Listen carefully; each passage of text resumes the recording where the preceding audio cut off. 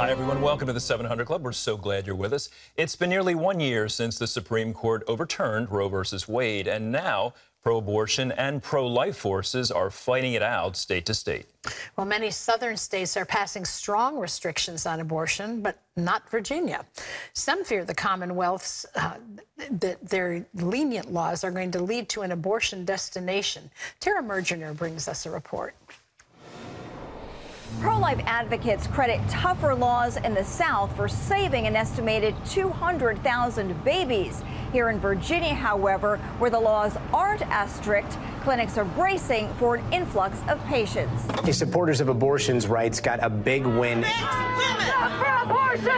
Over 81 reported attacks on pregnancy centers. 130 attacks on Catholic churches. And this makes the Commonwealth the next big battleground. Pressure is focused on Virginia as tougher abortion restrictions take hold across southern states. Essentially, all of our states here in the southern region have passed legislation that protects the unborn. Since the Supreme Court's ruling on Dobbs last year, the Commonwealth's neighbors to the south have passed some of the strictest abortion laws in the nation. Virginia's abortion laws are among the more liberal, with the procedure allowed until 26 weeks.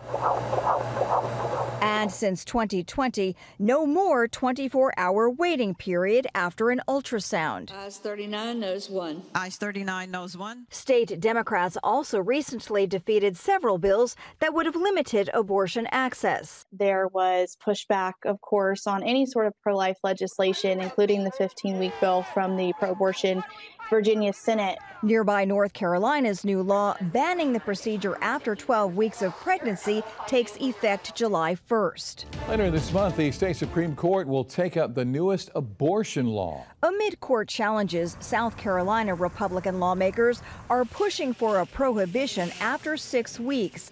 If they succeed, Virginia will be the only southeastern state to allow an abortion after the first trimester. I think we're going to see a lot of lives saved because of those bans.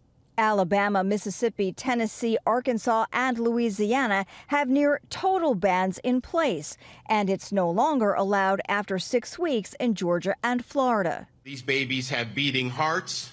They can move, they can taste. With this limited access, there's concern on both sides that Virginia will become an abortion destination. Yes, there are women that are traveling out of state to have abortions, but I also think, and I have seen, that many women who maybe would have before chosen abortion are now choosing life just because there's now so much information, so much talk about abortion in the media. And Virginia could soon strengthen its laws as well if Republican Governor Glenn Youngkin has his way. Virginians elected a pro-life governor. Youngkin supports a 15-week ban and has said he would sign anti-abortion legislation sent to his desk. He may well get the chance if the legislature goes red in the November election. At the same time, the courts are considering the future of abortion pills, which account for half of all U.S. abortions. In Northern Virginia, I'm Tara Mergener, CBN News. Well, as tougher restrictions on abortion have swept through these southern states, people have noticed Virginia has been absent from this. And of course, as mentioned by Tara, Governor Youngkin seems ready to swiftly change things. Will he have the opportunity in the upcoming election? We will see. In other news, on Capitol Hill Wednesday, a former NCAA women's swimming star took aim at a White House proposal on transgender athletes. Ephraim Graham has more from the CBN newsroom. Ephraim? Andrew, the Biden administration is seeking to rewrite Title IX to include regulations on transgender issues in schools. Wednesday, Riley Gaines testified at a Senate hearing on defending gay and transgender rights. Gaines talked about her experience competing with trans swimmer Leah Thomas and having to share the same dressing room. And we only became aware we would be undressing next to a man was when we had to see a man undressing while we were simultaneously undressing.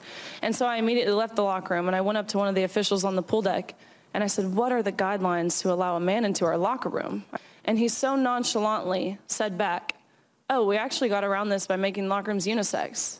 And so I'm thinking to myself in these brief moments, first and foremost, you just admitted this is a male by acknowledging how you had to change your rules to make the locker rooms unisex. The NCAA star also disputed a witness who denied male athletes have a biological advantage over women.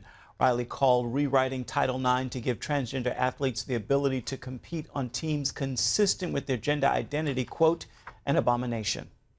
Turning now to the search for that missing deep sea vessel with 5 people on board. The operation is now in a critical phase as their oxygen is expected to run out this morning. Rescuers are focusing on an area where aircraft picked up underwater banging noises over the past 2 days, but no success in locating them so far. Experts say if the vessel is trapped on the ocean floor, the passengers are experiencing below freezing temperatures. Your body will start shivering to generate heat, and that will use up more oxygen. So that's not a good thing. This comes amid a growing international rescue effort with more ships and aircraft racing to the search area.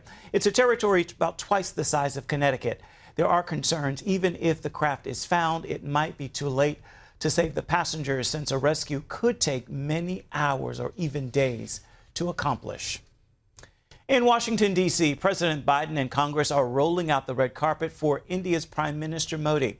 The U.S. is seeking a strong relationship with the world's largest democracy to counter China's influence. But there are concerns, like human rights abuse charges against Modi's government. Gary Lane has the story. It's a global realignment with the Prime Minister of the world's largest democracy receiving an Oval Office visit and a state dinner. An address to a joint session of Congress is also on the agenda. The U.S., of course, is looking to counter the influence of China economically, but also their encroaching activities around the world, particularly in the global south. And Prime Minister Modi really wants to be a leader on the global stage. India ranks number 5 in global military strength. The U.S. hopes to rely on the country to counter China's dominance, not only in Indochina, but also in the event of war over Taiwan. India is also becoming an economic powerhouse. Trade with the U.S. hit an all-time high of nearly $200 billion last year. And with a labor force of 500 million people, corporate executives like Tesla's Elon Musk are looking to expand business opportunities in the country. Of concern for the United States is India's relationship with Russia and its silence on Russian actions in Ukraine. Right now, I would describe the relationship between India and Russia as something that's highly pragmatic, at least on the Indian side. It's really around defense and procurement of cheap Russian oil. But of greater concern for human rights activists is Modi's record of targeting religious minorities like Muslims and Christians. Last month, ethnic tensions in India's Manipur state led to attacks against Christians, leaving at least 70 dead, thousands of people homeless, and hundreds of churches burned. David Curry believes it's part of a pattern of behavior encouraged by the Modi government. The attacks have really been driven. It's been an escalation by, I think, the central government, the BJP party, which has made being a Christian something that's not considered part of India. It seems as though their message is, if you're not a Hindu, you're not a real Indian. The U.S. Commission on International Religious Freedom is urging President Biden to raise the issue during his meeting with Modi. And the American Center for Law and Justice sent a letter asking the president to tell Modi to stop the violence against Christians. So the Biden administration faces a bit of a dilemma, balancing America's strategic need for closer military and economic ties with India, while at the same time taking action against a prime minister who is ranked as one of the worst persecutors of Christians and other religious minorities in the world. Gary Lane, CBN News. Tightrope for the Biden administration. Andrew? People are certainly hopeful our president will bring up this persecution matter. They're not necessarily confident in that as he tries to strengthen ties with India. He can't overlook that since around 2014, when the current administration came into India, the violence against Christians and Muslims has skyrocketed. And what a wake-up call for the American church. You know, we think and state we're persecuted for our belief in Christ, which we meet with hostility and hatred on occasion. But these believers around the world literally face persecution. And it's a great wake-up call for us to be in prayer, not only for this visit with President Biden, but for Christians around the world. It's an important matter, and I appreciate Gary bringing it to our attention.